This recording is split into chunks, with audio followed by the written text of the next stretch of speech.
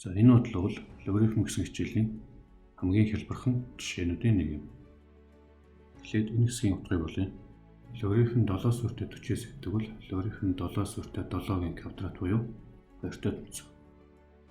Үүнийг энд орлуулад бичвэл ийм болох өгөөд эндээ логарифмын ийм чанарыг ашиглаад